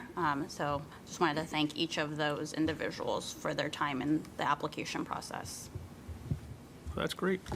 Good to see that much interest. Okay, Mr. Bruggeman, we got you one more time, I suspect, and this is going to be... You're leaving. Mr. Bruggeman, He's going to downtown. have a good afternoon, sir. Will we see you tomorrow? I'll bet we will. Yes, okay, sir. Thank you very much. We're going to have someone else reporting on this, I suppose, and we're going to go to item 14. Dr. Loren, oh, this is on Dr. Loren's group. Yes, Yes, absolutely. that's Very me. excited to hear this. Hello. Dr. Loren. Hi, this is Dr. Larin, Board Secretary and Access to Care Chair, and also Dr. Yoida Thakur is on our committee, and welcome, Dr. Thakur. This is a follow-up report to our November 8th, 2023 Access to Care Committee meeting. At that time, 4 action items for the committee had been presented and were approved by the Dental Board. Since then, the Dental Board staff have been working with Consumer Affairs OPES Examination Services to address the recommendations and action items. We had 4 action items. The first one was to explore exam transparency. For that, the staff has reviewed candidate information bulletin to ensure better understanding and use of the bulletin. To address this recommendation, a new exam plan for RDAs went into effect on May 1st. The candidate information survey and new examination plan can be found on the Dental Board website. Action 2, I'll speak about that after this action number, item 3. And that action item asked to survey candidates during the RDA exam to determine how the candidates are studying for examinations. We're trying to find out how they are failing. For this, the staff and OPES gathered 4 questions, which will be added to the PSI computer-based exam for RDAs in order to collect data and feedback. The 4 questions were, how did you prepare for an exam? How much time did you spend preparing for the exam? How much time passed before you scheduled the exam after being approved to take it? And do you feel the steps you took to take care of the exam help prepare you sufficiently? And all of these questions have multiple answers, so you just select one of those items. Now, I'm going back to action item number 2. We haven't been able to work on that very much, and that is about having a question on the survey about English as a second language, and do they think the candidates need more time if in case they do speak another language like Spanish or whatever other language there is. And just to accomplish that, it has been recommended that a question be added to the survey about this. Do you need more time for the exam because your language, you're proficient in another language other than English? So I hope we really can incorporate that in there. And the final recommendation and action item number 4 that was already approved analyzes the pathways for licensure. This item is going to be reviewed by Dr. Tracy Montes. Thank you, Dr. Loren. So as we mentioned at the council meeting this morning, OPS did look at the different pathways to licensure and provided a memo that's included in your board packet, and it shows the pass rate by the qualification pathway. And again, our education pathway tends to have a slightly higher pass rate than the on-the-job or work experience pathway, and then the combined is slightly less. And again, we typically look at first-time pass takers.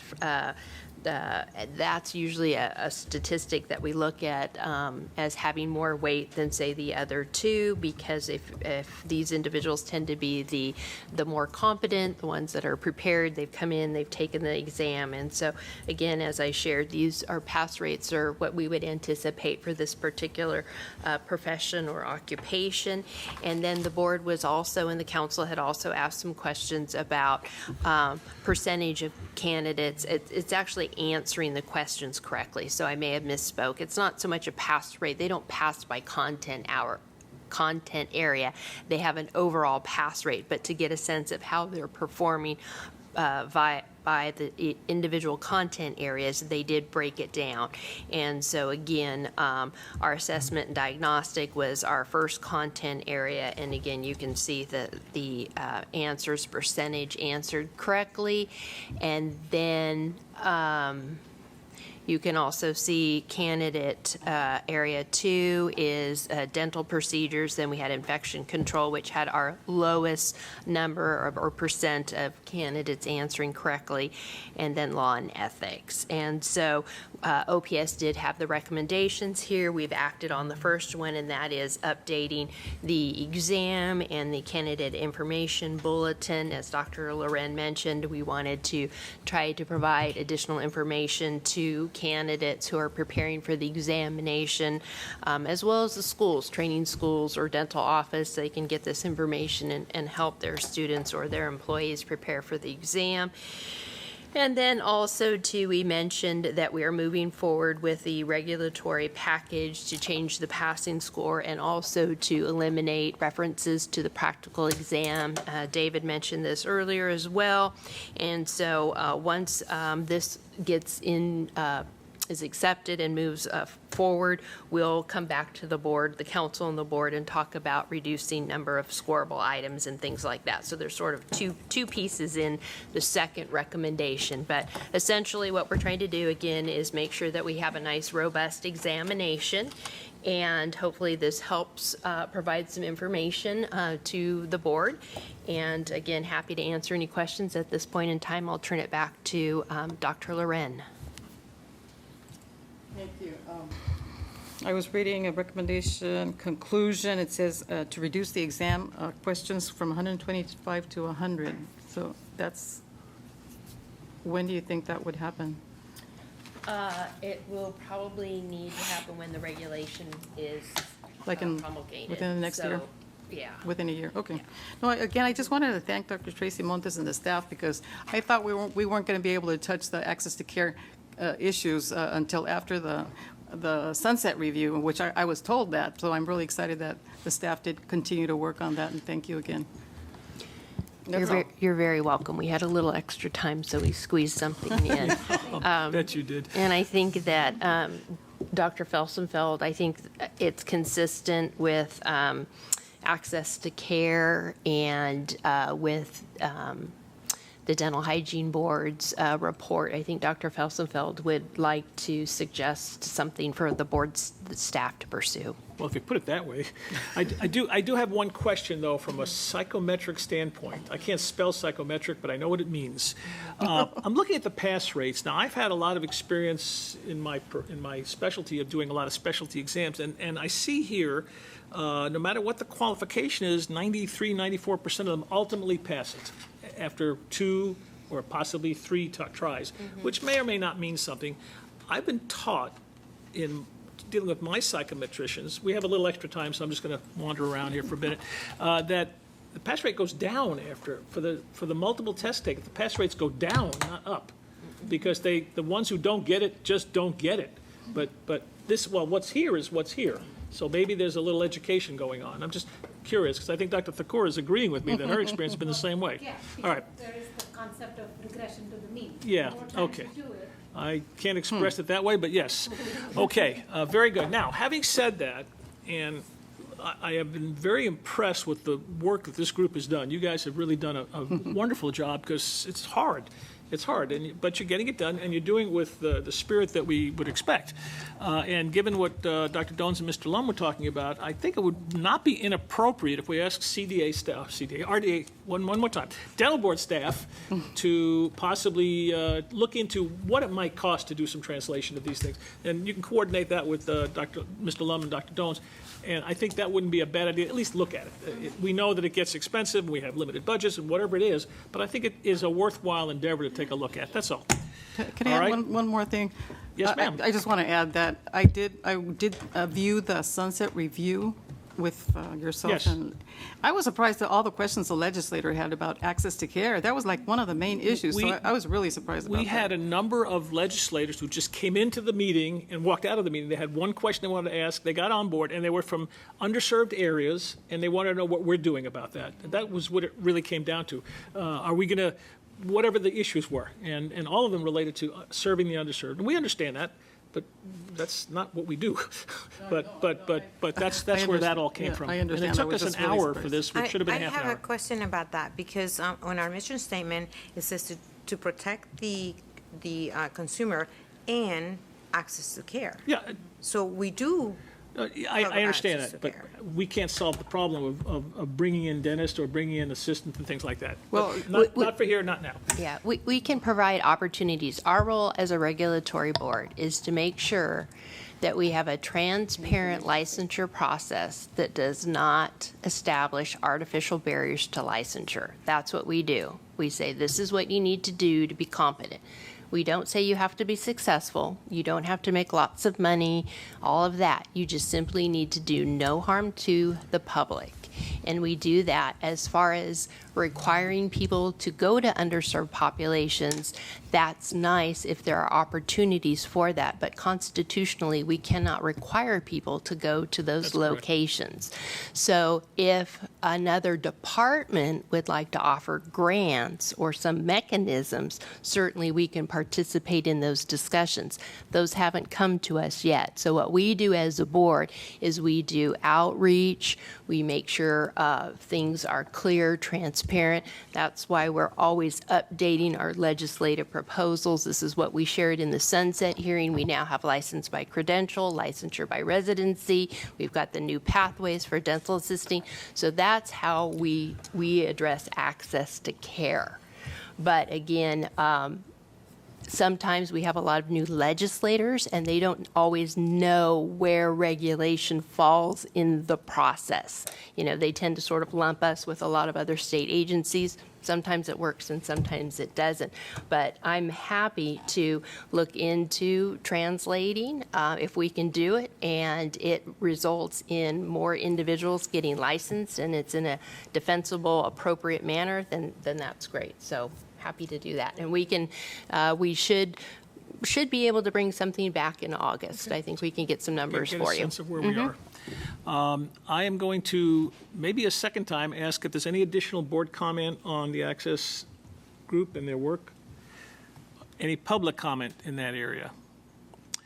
Okay, the next item of business is closed session. There is no closed session, so the next item of business is a recess. And we're going to recess till tomorrow morning, the 14th. Is that tomorrow, the 14th? 15th? Okay, the 15th at 8:30. Someone objecting to that, or? No, we can. So you're dismissed. Good night.